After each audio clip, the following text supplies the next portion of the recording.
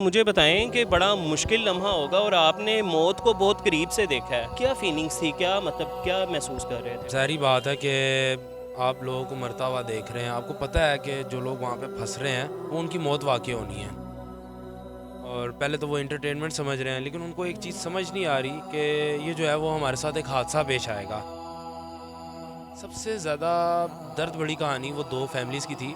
एक वो एएसआई की और दूसरी जो थी फैमिली पूरी गई थी बच्चों के साथ। और एएसआई की आप गुफ्तगू सुने, वो उनको बता रहे हैं कि मुझे इतने घंटे हो गए हैं, अगर तुम अब भी अगर भेज दो तो मुझे उम्मीद है कि मैं बच जाऊँगा। मैं खुद जो हूँ वो बिल्कुल ज़ारो-कतार जो है वो मेरे आंसू जारी हो गए।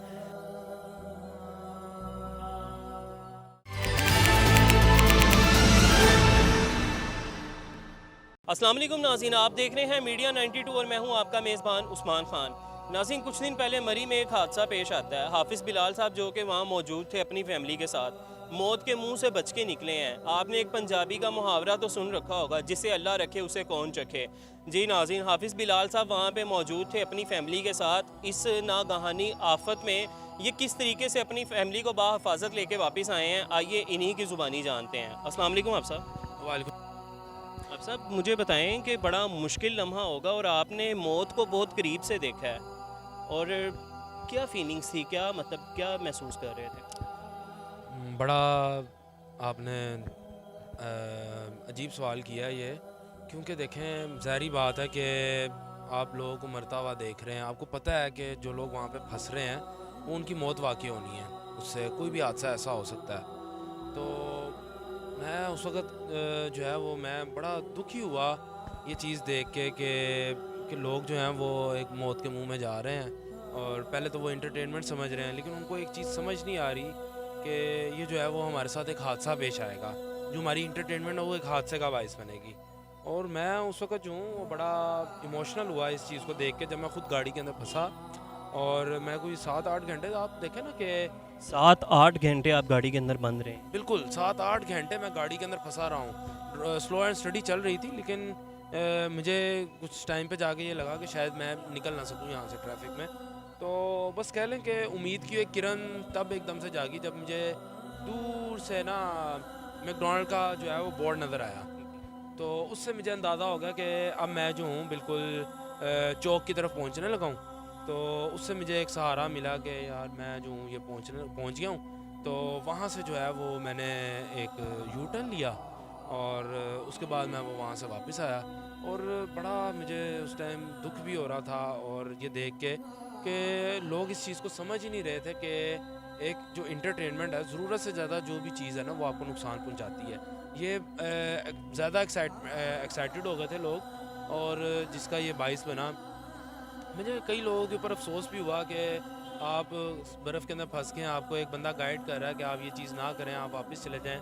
और वो लोग जो हैं वो इस चीज़ को सुनने को तैयार नहीं थे। कहते आप कौन होते हैं हमें गाइड करने वाले, हमें सब कुछ पता है। बड़ा दुःख हुआ जिस दिन जब मैंने सुबह उठा हूँ और मैंने ये न्यूज़ सुनी कि देखें आप वो सबसे ज़्यादा दर्द भरी कहानी वो 2 फैमिलीज़ की थी। एक वो एएसआई की और दूसरी जो थी वो जो फैमिली पूरी गई थी बच्चों के साथ। वो उनको कह रहे हैं कि क्या तुम वापस जाओगे? उन्होंने नाम लेके कहा बच्चों का कि क्या तुम वापस जाना चाहोगे? और बच्चे कह रहे थे हम वापस नहीं जाएंगे। हाँ जी, बच्चे कह रहे हैं कि हम वापस नहीं जाएँगे। और एएसआई की आप गुफ्तगू सुने, वो उनको बता रहे हैं कि मुझे इतने घंटे हो गए हैं, अगर तुम अब भी अगर भेज दो तो मुझे उम्मीद है कि मैं बच जाऊँगा। आप वो देखें कि वो जो स्टोरी है, जब उसकी गुफ्तगू मैंने सुनी, तो मैं खुद जो हूँ वो बिल्कुल ज़ारो-कतार जो है वो मेरे आंसू जारी हो गए कि आप ये देखें कि कितना मुश्किल लम्हा होगा उन वालिदैन के लिए, जिनके ख़ास तौर पे जिनके अपने वालिद को बता के भी नहीं गए कि हम जाने लगे हैं, तो हम इस टूर पे जा रहे हैं, तो हम आपसे सलाम दुआ लेके। अब वो माँ आगे से बयान कर रही है कि इसने मुझे बताया नहीं है, बाहर जो है वो दोस्तों के साथ प्लान बनाया और वहाँ पे चला गया। आप सोचें कि औलाद का दुख जो है ना वो नहीं सहा जा सकता। ख़ास तौर पे जब आपको पता चले कि आपका हस्बैंड और आपके सारे बच्चे चले गए हैं और आप अकेले बचे हैं। आप सोचें कि वहाँ पे क्या सूरत हाल होगी। अब साहब आपने तो मौत को बहुत करीब से देखा है। जब मेरा पहले आपसे रब्ता हुआ, आपसे बात करना चाही, तब भी यही था कि मेरी तबीयत ठीक नहीं है, कि आप मतलब बहुत ज़्यादा अपसेट हो गए हुए हैं। और मतलब क्या फीलिंग्स थी, क्या महसूस हो रहा था? और हफ्सा मुझे थोड़ा ये बताएं कि आप किस तरीके से, आपने अपनी फैमिली को किस तरीके से सेव करके आप जो वहाँ से निकले हैं, और आपको क्या लग रहा है कि यह इस हादसे में जो ज़िम्मेदार है, आप किसको ठहराएंगे? इस हादसे में तो मैं ये नहीं कह सकता कि कौन होगा, लेकिन इसके अंदर कलेक्टिवली जो है वो काफ़ी सारे लोग जो हैं वो ज़िम्मेदारी के इसमें आते हैं ज़ुमरे में।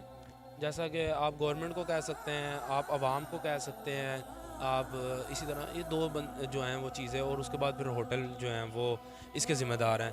देखें कि मैं जो हूँ वहाँ से वापस इस तरीके से निकला क्योंकि मेरा ग्रेजुअली ट्रैवल है वहाँ का, तो मुझे अंदाज़ा है कि स्नोफॉल के अंदर अगर आप प्राइवेट कार पे हैं या आप बड़ी गाड़ी के ऊपर हैं, तो सबसे पहले आपने प्रिकॉशंस लेने हैं, आपने गाड़ी की टायरों की हवा कम कर लेनी है। अगर आपके पास चेंज नहीं है, वो तो फिर लाजमी है चेंज आप लेके जाएं, अगर नहीं है बिलफर्ज तो आप फौरी तौर पे ऊपर ये जो चीज़ है वो कर सकते हैं। और दूसरा ये कि मैं बहुत ज़्यादा आदी था स्नो के अंदर चलाने का, तो उस चीज़ के अंदर भी मेरी अल्लाह ताला के फजलो करम से एक्सपर्टीज़ थी कि बर्फ़ के अंदर किस तरीके से ड्राइव करते हुए मैंने गाड़ी को बचाया। और अल्लाह का शुक्र है, मुझे देखते हुए बहुत सारे लोगों ने इस चीज़ को, ट्रेंड को फॉलो भी किया। कुछ ने हवा निकाल ली और कुछ ने वो जिस तरीके से मैंने गाड़ी को ड्राइव किया स्नो के ऊपर, वो करते हुए मेरे पीछे आए। लेकिन बस वो कह लें कि कभी कभी ऐसा होता है कि जो है ना, अच्छी चीज़ की तरफ लेके जाने वाले जो हैं वो कम होते हैं और बुरी चीज़ को फॉलो करने वाले वो ज़्यादा हो जाते हैं। वो अच्छा जी, हम अब यहाँ तक आ गए हैं, अब 10 घंटे में हम यहाँ पे पहुँचे हैं, 7 घंटे में, तो जी अब हम ऊपर जाएंगे। अब वो जो एटीट्यूड है ना, वो आपको जो है ना वो बड़ा नुकसान पहुँचा सकता है कभी कभी। अब आप इसके अंदर देख ही रहे हैं, ये बहुत सारा वही एटीट्यूड है कि जिसने उनको तो नुकसान नहीं पहुँचाया जो ऊपर चले गए थे, उनकी वजह से जो पीछे लोग रह गए उनको बहुत नुकसान हुआ। उनको तो अंदाज़ा ही नहीं था कि वो गाड़ी के अंदर सो गए हैं और बर्फ़ ने ढक दिया। समझ लें कि ज़िंदा लोगों की एकदम से कब्र बन गई। अब साहब वो क्या माजरा था जो हमें सुनने में आया था कि आपकी गाड़ी फंस गई थी, फैमिली के साथ मौजूद थी और आप रोना शुरू हो गए थे? तो मतलब क्या, मतलब कि किस तरीके से, मतलब मैं समझता हूँ काफ़ी मुश्किल लम्हा होता है, आप बहुत करीब से जब अपनी मौत को देख रहे होते हैं, और अल्लाह ताला का एहसान है ये कि वो आपको मतलब कि बाहिफाजत जो हैं आप अपने मुल्क में वापस आ गए हैं, अपने शहर में वापस आ गए हैं। ये मेरे ख्याल से बहुत बड़ी अल्लाह ताला की तरफ से रहमत है ये। हाँ, बिल्कुल ऐसे ही है। मैं पहले तो परेशान बहुत ज़्यादा हुआ था कि मुझे अपनी फ़ैमिली को नहीं लेके आना चाहिए था। जब मैं स्नो के अंदर, देखें स्नो थोड़ी है ज़्यादा है इससे फ़र्क नहीं पड़ता, स्नो स्नो ही है, उसने आपको ज़्यादा हो तब भी उतना ही नुकसान है, कम हो तब भी उतना ही नुकसान है। मैं परेशान काफ़ी ज़्यादा हुआ था और मैंने ये चीज़ ज़ाहिर नहीं की थी किसी को भी। ज़ाहिर बात है कि अगर मैं उनको ज़ाहिर करता तो वो खुद भी जो है वो डिसऑर्ड हो सकते थे। तो मैंने कहा कि नहीं, मैं पूरी उम्मीद, मैंने कहा जी हम ऊपर तक जाएंगे, यानी मैंने उनको ये उम्मीद दिलाई कि हम ऊपर तक जाएंगे। जब वो हम वहाँ पे पहुँचे तो मैंने फ़ौरन वहाँ से यू टर्न ले लिया और हम वापसी का जो है वो सफ़र शुरू कर दिया। तो वो भी फिर इस चीज़ को समझ गए थे कि मुझे इस चीज़ का इल्म है कि ऊपर जाके जो हूँ वो मैं ये चीज़ जो है वो हो सकती है। देखें, जब आप फैमिली के साथ हैं आपकी फीलिंग्स कुछ और हैं, आपके साथ कोई इंसिडेंट हो जाए, आप अकेले हैं तो आपके साथ जो फीलिंग्स हैं वो आपकी कुछ और हैं, क्योंकि आप गाड़ी खड़ी करेंगे, चुप करेंगे, उठ के चले जाएंगे या आप उधर ही खुद सो जाएंगे। आपको अपने साथ साथ और भी जानों का जो है वो देखना पड़ता है। तो ये जो है वो बड़ी क्रिटिकल कंडीशन होती है कि आप जो है वो क्या फ़ैसला लेंगे और आपका वो फ़ैसला किस तरफ को जो है वो आपको ले जाएगा। अच्छा अब साहब, इतना मतलब कि कोई इंसानियत कुछ होती है, इंसानियत नाम की चीज़ होती है, वहाँ पे इतना बड़ा हादसा पेश आया, वहाँ के लोगों की इंसानियत नहीं जागी। जिस तरह के रूम जो थे वो महंगे हो गए थे, खाने की चीज़ें महंगी हो गई थी, बजाय इसके कि लोग देखते यार एक तूफ़ान जो है वो स्नो फॉलिंग का तूफ़ान आया हुआ है और उसमें लोग जो एक दूसरे के साथ तामुन करते हैं, एक हमदर्दी होती है ना, कि चलें पाकिस्तानी नहीं फिर मुसलमान होने के नाते कि कलमा गो मुसलमान है, मुसलमान मुसलमान भाई का दर्द रखता है। तो लेकिन वहाँ पे ये चीज़ ही नहीं थी। लोगों का कहना है कि मतलब कोई, आप तो वहाँ से आए हैं, आप बताएं कि आपके साथ उधर के लोगों का क्या रवैया था? बिल्कुल ऐसे ही है, मेरे साथ भी जो उधर के लोग, वो यही था कि अगर आप पहले रात होटल में कि कितना रेंट होगा, अगर आपको उसने कहा है 15,000 रुपये, आप बाहर जाने लगे हैं तो उसने आपको फ़ौरन कह दिया कि ये अभी का रेट है, दोबारा का रेट ये नहीं होगा। और हकीकत बात है, लोगों के साथ यही हुआ है जिसकी वजह से जो है वो ये जो है वो सारा कुछ आफत के अंदर जो है वो हुआ है। एक तो लोग बहुत ज़्यादा चले गए थे, होटल जो है वो वाकई ही जो है वो बहुत ज़्यादा फुल हो चुके हुए थे। तो वो भी इस सूरत में कुछ नहीं कर सकते थे कि अब इसको क्या करें। तो लोग उनको चाहिए था कि वो लोगों को गाइड करें कि जो है वो वापसी जो है वो आप सफ़र करें और आप इधर ना आएँ, वो उनको गाइड करना चाहिए था। अब वो लोगों ने ये देखा कि अच्छा वो वहाँ पे चले गए हैं, अगर उन्होंने होटलों में नहीं ठहरने दिया, ठीक है हम गाड़ी में जाके सो जाते हैं। अब ये गाइडेंस जो थी ये गवर्नमेंट को इसके ऊपर अवेयरनेस कैंपेन चलानी चाहिए कि हम किस तरीके से इन हादसों से बच सकते हैं। और दूसरा मैं आपके चैनल से ये सबको पैगाम देना चाहता हूँ और गवर्नमेंट को सबसे पहले पैगाम देना चाहता हूँ कि वो जितनी भी आपकी फोर्सेस हैं ये पुलिस की जो भी और उसके बाद आपके आ जाते हैं जो ट्रैफिक वार्डन, उनको जो है वो आप 5-5 किलोमीटर्स के फासले के ऊपर जो है चौकियाँ बनाएं और इन 4 रूट्स के ऊपर इनको डिप्लॉय करें ताकि जो है वो आपस में कम्युनिकेशन जो है वो करते रहें ताकि कल को कोई भी ऐसा हादसा जो है वो रुनमा ना हो। और उसके बाद मैं आवाम से ये अपील करता हूँ, अगर खुदा ना खास्ता आप ये चीज़ देख रहे हैं कि आगे जाके ट्रैफिक जो है वो बहुत फंस रही है और हम आगे जाके जो है वो बहुत बड़ा सानिया का बाइस बन सकती है या चले नहीं भी बन सकती, आप फौरी तौर पे जो आपका करीबी यू टर्न है, जो लोग पीछे आ रहे हैं वो यू टर्न लेके जो है वो निकलते जाएं वहाँ से ताकि जो है वो इस मसले के अंदर ना पड़े। और जो लोग गाड़ी खड़ी करके साइड पे ऊपर चले जाते हैं या कहीं भी इंटरटेनमेंट के लिए चले जाते हैं, खुदा के लिए वो ये चीज़ ना किया करें, वो लोग बाकियों का ख्याल किया करें, चले उस साइड पे नहीं दूसरी साइड पे करके लगाएं ताकि जो है वो जो कोई पीछे आ रहा है उसको परेशानी का बाइस ना बने। देखिए आप अगर किसी के लिए परेशानी का बाइस बनते हैं तो वो अगला पता नहीं आपके बारे में क्या अल्फाज इस्तेमाल करते हैं।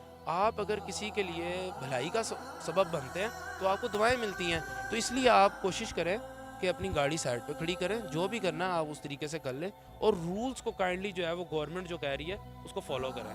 बहुत शुक्रिया जी। नाज़रीन, ये थे हाफिज़ बिलाल जो कि मरी एक नागहानी आफत में से अपनी फ़ैमिली को सलामती के साथ लेके अपने शहर में वापस आए हैं। ना जाने और कितनी ऐसी फैमिलीज़ थीं जो वापस आना चाह रही थी लेकिन वो वापस ना आ पाईं। और नाज़रीन, कितने ऐसे लोग जो सैर व तफरीह के लिए गए थे और उन्होंने वापस अपने घर पे आना था लेकिन वो वापस अपने घरों में नहीं आ सके। कैमरामैन एहसन शाह के साथ उस्मान खान, मीडिया 92 लाहौर।